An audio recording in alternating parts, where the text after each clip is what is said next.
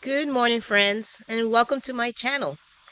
This is the Better Living Homestead, where we are growing vegetables right now. And this channel is all about gardening.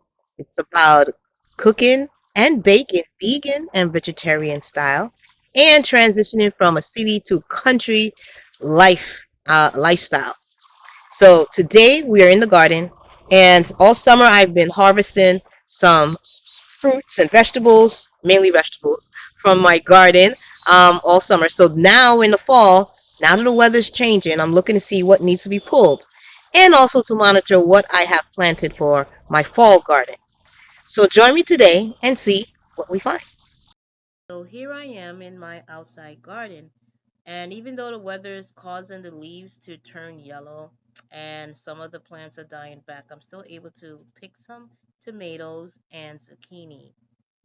And so I'm continuing to pick my vegetables during this early fall season. All right, so here's my tomatillo plant. It grew wildly. It grew very prolifically. And the bees were always around it because it had little flowers, but it produced little husks. All right, so these are the little husks it produced, and it's supposed to be filled with little tomatillo fruits. But it was this whole bush right here is one plant. Tomatillos need another plant. It's not self-pollinating. It needs another plant to pollinate it. So so this all of this was from one plant, and I guess the DNA is all the same. So it needs DNA from a different plant to help produce the fruit. All right. So that's a lesson I learned.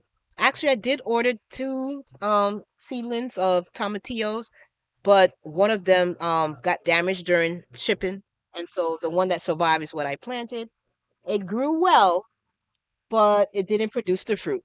Anyway, this will make good compost to break down for next year when I try to grow them. In addition to tomatillos, I was growing cucumbers in here, and I harvested most of the cucumbers. I see one that's still here. I'm gonna leave this on here a little longer. This is your Japanese cu- cucumber, so that's why it's curling up like this. They grow very long, and if they don't have enough room to hang down directly, they can curl, into a circle. And here is like an example of my honeydew. Normally, I would love to have waited for this honeydew to be completely ripe because honeydew that is not ripe is not that good. It's pretty hard and tasteless. But I have no choice. I'll have to find a way of what I can do with them while it's still in this state. Um, yeah, I'll have to see if I could preserve or turn into something else. All right, so I'm going to continue harvesting my honeydews at this point.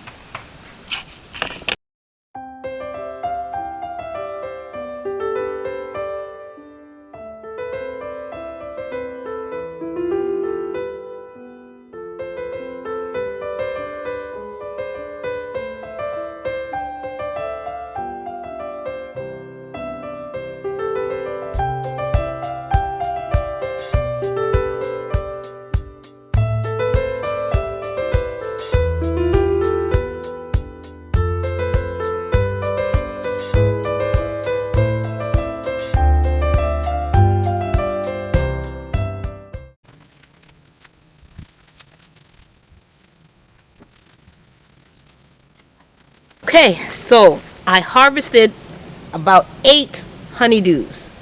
Some are small, some are larger than others, but I don't know. I was looking for them to turn a yellow. Some did slightly turn a yellow color. So maybe some may be sweet. If not, like I said, I will have to find a way how I can use it, preserve it, or transform it into something else and not let it go to waste. Okay, so far very productive harvest.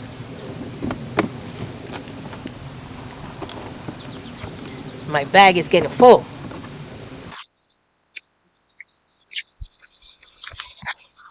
Well, we harvested quite a bit of produce here. from the outside, my little outside garden.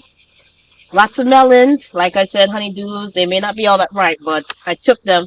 Most of the things are not completely ripe. They'll ripen inside. My tomatoes, some were half ripe.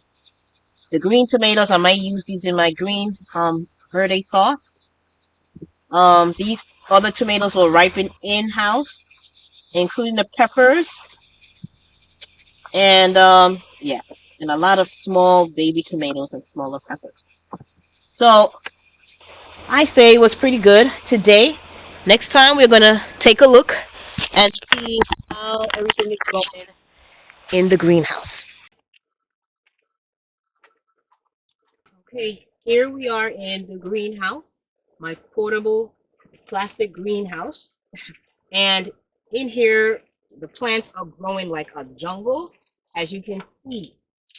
Wow. So I have in the very back corn that is growing so tall, it's taller than actually the greenhouse. So they're hitting up against the roof of the greenhouse. And yeah, the tassels are hanging over, but it looks like it still produces some corn. So it looks like I'm going to have some corn this year. Also, these large plants on the sides here. On this side, the noise you hear in the background is my water. I'm watering, I'm filling up my rain barrel. And because these plants are watered by an irrigation system that is actually filtered through a rain barrel. That's coming from the water from my rain barrel. And it's programmed to water the plants every morning at 7 a.m. for like 10 minutes, 10, 15 minutes. And so from that little bit of water, because they don't get rainwater, so that little bit of water every day has enabled these plants to grow. And even though it's cool, the temperature is getting cooler, it's still the humidity is still high in the greenhouse. So the plants, they're loving it and they're growing. This large plant to my side here is okra. All right, so the okra has grown so large, it actually fell over into the walkway and I had to string it up so it could kind of stand up. It has not produced any okra as yet, and it was planted in midsummer. So I know it's a summer plant, summer crop plant. So I don't know. I'm just beginning to see flowers. And I know if you see flowers, you begin to see okra. And so I'm hoping it will come before the first frost, or at least it's in the greenhouse so it still can extend its growing season. On this side is my squash plants. So I planted some winter squash actually. And this large plant is grew so much larger than I anticipated. But I think there's like two plants in here. But and this is like spaghetti squash. And in the further back, it's growing like a vine. In the back is butternut squash. The butternut squash is producing baby squashes, the female plants, and I've been hand pollinated. That's another thing. When you grow in a greenhouse and you have flowers that needs to be pollinated, you have to come in and hand pollinate them because the bees cannot get into your greenhouse to do what they normally would do was to pollinate your flowers. So I have to be mindful of that and come out in the mornings when I'm able to look for the flowers that are open and hand pollinate. I just hand pollinated two butternut squash plants on flowers that I saw were open, that were still open. And I took a male flower, the stamen from the male flower, and stuck it into the female flowers so that it can pollinate. All right. So that's what's going in these two beds as far as, the corn, the okra, the butternut squash, and spaghetti squash. And then we'll take a closer look at what's going on in my other two beds near the front of my greenhouse. Okay, so here I have my experiment. My experiment this year was to grow quinoa. And here, actually, I'm seeing little flowers are now just coming up. These two plants are quinoa plants. I planted some more. Actually, there's a couple of them in the back. But these are the ones that survived from the harsh summer. So, all right, so quinoa plant is producing some flowers. And once I produce some flowers, pretty much I can probably get the seeds. So the seeds are what we eat from quinoa. And So this is my experiment to see if I can actually grow quinoa.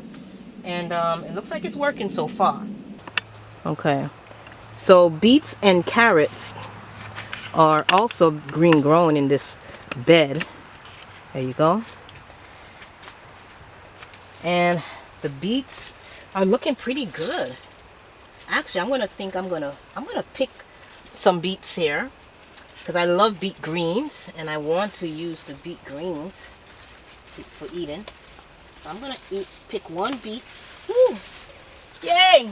I picked a beet and it's a good sized beet. So one harvest of beets. All right. Okay, I got one beet. There's another beet that's a little smaller and two smaller red beets. I also planted golden beets, but I don't see those growing up right now. All right, next to the beets, I have some carrots. Now, they still don't look that ready as yet.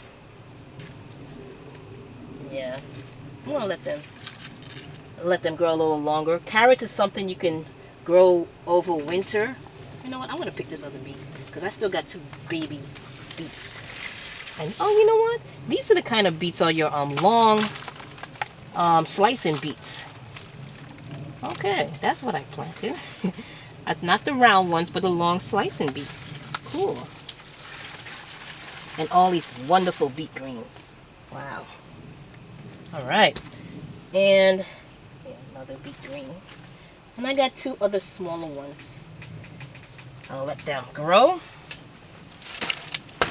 Picking out any little grass. I see growing in the weeds. I see growing in my bed.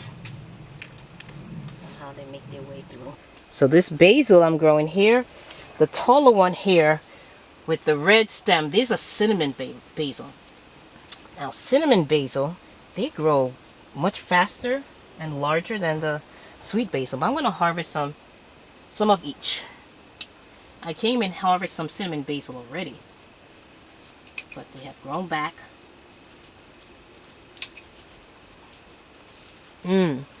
Cinnamon basil has a scent of cinnamon and a basil scent, and a taste of slightly cinnamon and basil. So it's great for tea. It's great to having it for tea. It's great to have it for tea, or I'm going to try it in different recipes where I want a slight cinnamon taste, savory dishes that I want a cinnamon taste to it. Well, it wouldn't be bad to have a cinnamon taste to it anyway. All right, in addition, I'm going to try to harvest a little bit of the sweet basil as well. So that's what's going on in the greenhouse.